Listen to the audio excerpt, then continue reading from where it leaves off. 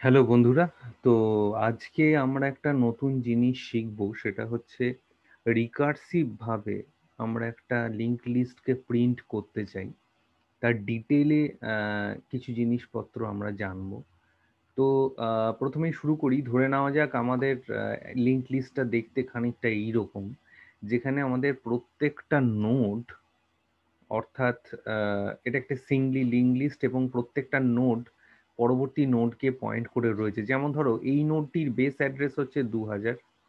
এই নোডটির বেস অ্যাড্রেসের মানে নোডটির দুটো তো পার্ট রয়েছে, একটা ডেটা পার্ট আর একটা হচ্ছে অ্যাড্রেস পার্ট। তা অ্যাড্রেস পার্ট পরবর্তী নোডের বেস অ্যাড্রেসকে পয়েন্ট করে থাকবে, অর্থাৎ 4000কে পয়েন্ট করে থাকবে। সিমিলারলি এই নোডটি পরবর্তী নোডের বেস অ্যাড্রেসকে পয়েন্ট করে থাকবে, অর্থাৎ 5000কে পয়েন্ট করে থাকবে। তো এইভাবে প্রত্যেকটি নোড পরবর্তী নোডের বেস অ্যাড্রেসকে পয়েন্ট করাচ্ছে। তো আমরা যেহেতু জানি যে লিংক লিস্টের একটা বেসিক ফিচার হচ্ছে যে লিংক লিস্টের হেড পয়েন্টার যেটা রয়েছে, অর্থাৎ হেড পয়েন্টার মানে হচ্ছে প্রথম নোডকে বা ফার্স্ট নোডকে পয়েন্ট করে রয়েছে এরকম একটি পয়েন্টার। সেই পয়েন্টারটি যদি আমি রিটার্ন করি, সেই পয়েন্টারটি কোনো একটা ফাংশনের থ্রু দিয়ে রিটার্ন করি, তাহলেই কিন্তু আমি সিঙ্গলি লিঙ্ক লিস্ট পুরোটাকেই অ্যাক্সেস করতে পারবো। This is the only criteria. এইবারে লাস্ট নোডের ডেফিনেশন হচ্ছে লাস্ট নোডটা সবসময় নালকে পয়েন্ট করে থাকবে, অর্থাৎ গ্রাউন্ডেড থাকবে। আমাদের এই পার্টিকুলার আলোচনার জন্য ডেফিনেটলি আমার কোনো টেম্পোরারি পয়েন্টার বা এই জাতীয় কিছু লাগছে না। তো সেই জন্য এটাকে আমরা সরিয়ে নিয়েছি। তো আমাদের উদ্দেশ্য কি? আমাদের উদ্দেশ্য হচ্ছে, সরি, লাগছে, আমি ভুল করলাম, আমি নামটা ভুল দিয়েছিলাম।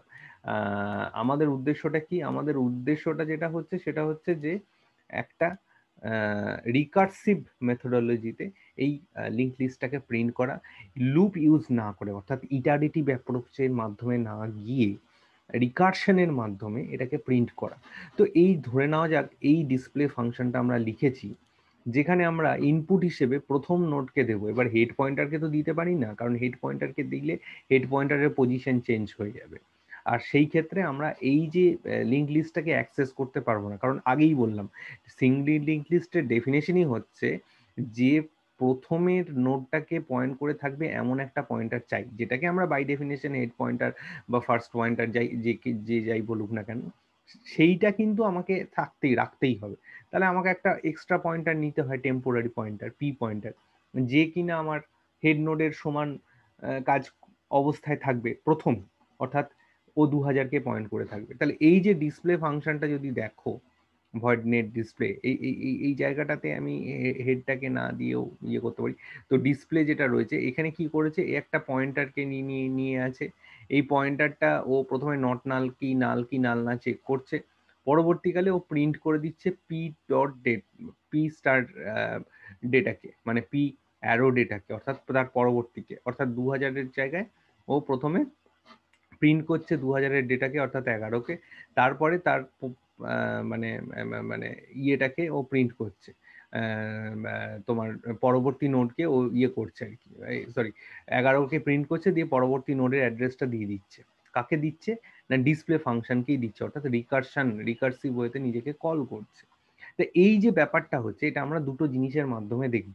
একটা হচ্ছে ট্রেসিং ট্রি, যেখানে আমরা ট্রেস করব যে ও কিভাবে কলটাকে করছে।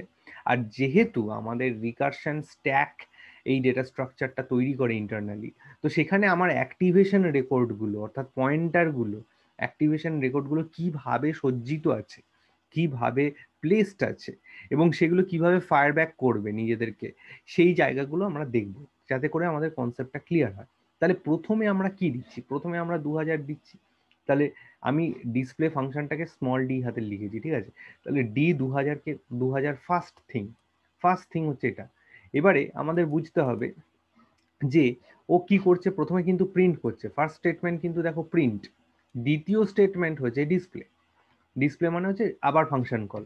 তাহলে প্রথম স্টেটমেন্টে প্রিন্ট করছে কতকে? 11কে প্রিন্ট করছে। এবার দ্বিতীয় ক্ষেত্রে কত কি করছে না, ও দ্বিতীয় ক্ষেত্রে এই পয়েন্টারের যে নেক্সট পার্টে যে অ্যাড্রেসটা রয়েছে, অর্থাৎ 4কে মানে 4000কে ও দিচ্ছে, অর্থাৎ ডি 4000কে দিচ্ছে।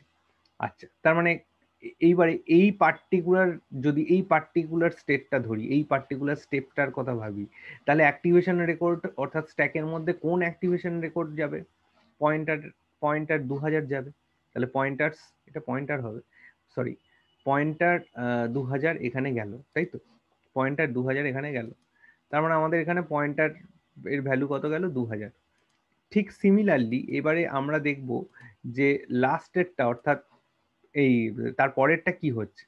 তার পরেরটা হচ্ছে 4, রাইট? তার পরেরটা হচ্ছে 4, এখানে রয়েছে কত? 4। কেন? কারণ তার D4000-এর ক্ষেত্রে কল হয়েছে, D4000-এর কত আছে? 4 আছে। ফার্স্ট স্টেটমেন্ট 4 কল হয়েছে, প্রিন্ট হয়েছে।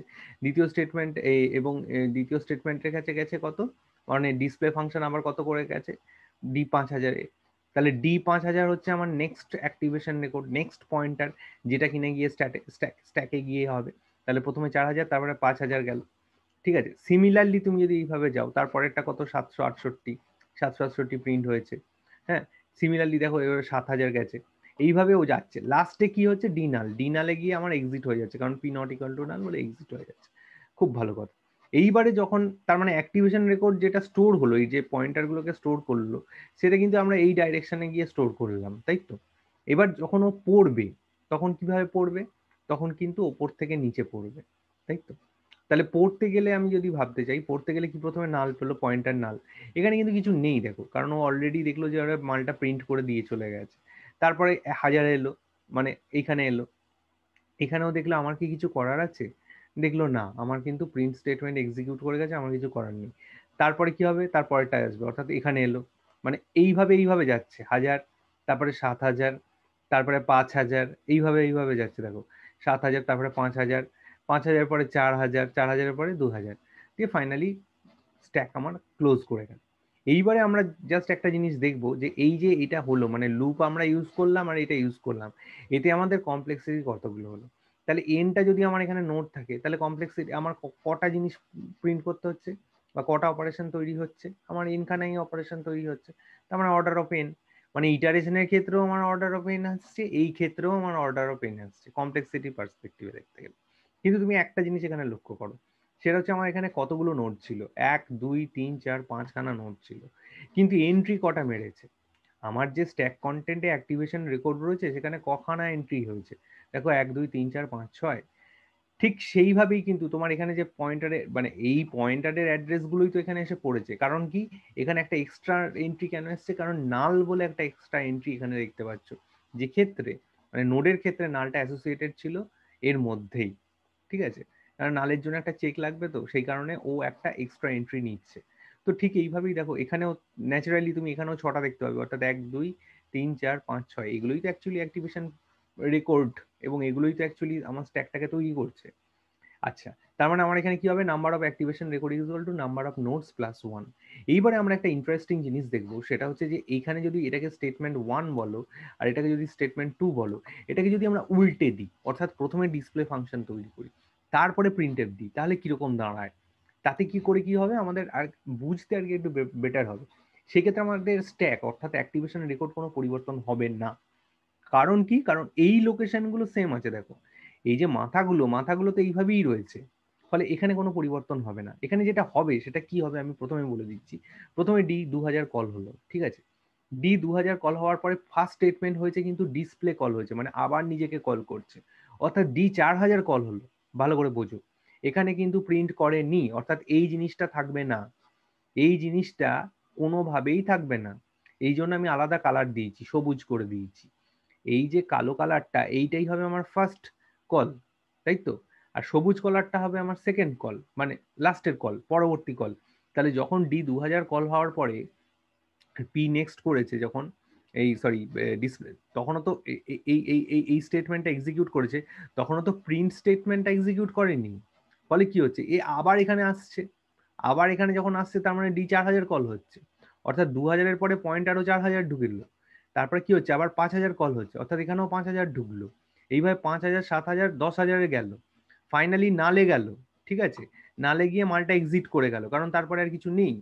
পি নট ইকুয়াল টু নাল, এটাই আমার বেস কন্ডিশন। এইখানে বেস কন্ডিশনটা এক্সিট কন্ডিশনকে ডিফাইন করছে, এবং ও যেই বেস কন্ডিশনে রিচ করে গেল, তখন আর কিছু নেই।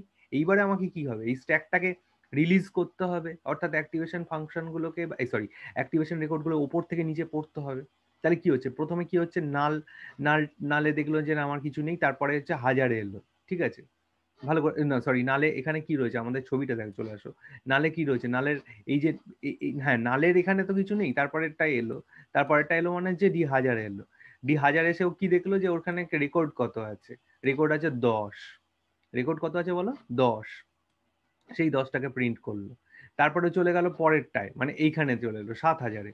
7,000-এর রেকর্ড কত আছে, 7,000-এ যখন এলো তখন দেখলো রেকর্ড আছে 23, তাহলে এখানে 23 প্রিন্ট করলো। তারপরে কি হবে, 768, এইভাবেও চলতে থাকবে। অর্থাৎ তুমি যদি এইখানে প্রিন্ট করো তাহলে তোমার প্রিন্টের যে রেজাল্ট আসবে সেটা হবে 11, 4, 768, 23, 10। কিন্তু যদি তুমি এইখানে প্রিন্ট করো তাহলে তোমার রেজাল্টটা কি আসবে, ঠিক উল্টোটা দেখো, 10, 23, 768, 4, 11। জাস্ট তুমি স্টেটমেন্টটা চেঞ্জ করেছো বলে। কারণ এখানে ফার্স্ট এডটা কি হচ্ছে না, পয়েন্টার ধরে বসে আছে।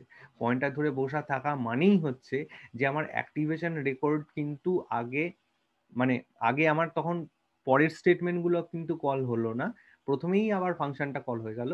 অর্থাৎ কোনো কিছুকে এক্সিকিউট করবার আগেই অ্যাক্টিভেশন রেকর্ডটা স্টোর হতে গেল স্ট্যাকের মধ্যে। পরবর্তীকালে যখন স্ট্যাকটা রিলিজ হবে তখন সেই অ্যাড্রেসে থাকা, তখন সেই অ্যাড্রেসে থাকা জিনিসপত্রগুলো কল হতে থাকবে। অর্থাৎ আমার এখানে অ্যাড্রেসে থাকা জিনিসপত্র বলতে একটাই জিনিস, সেটা হচ্ছে প্রিন্ট বেস অ্যাড্রেস, বা বেস অ্যাড্রেসের ডেটাকে প্রিন্ট করা। অর্থাৎ তখন গিয়ে আমার প্রিন্টটা হচ্ছে। ঠিক আছে, তোমরা কমেন্ট জানিও কিরকম হয়েছে, বা আর কোনো সংশয় থাকলে জানিও, আমরাও আমাদের আলোচনা ইমপ্রুভ করবার চেষ্টা করবো। সবাই ভালো থেকো, এই বলে আলোচনা শেষ করলাম। Thank you.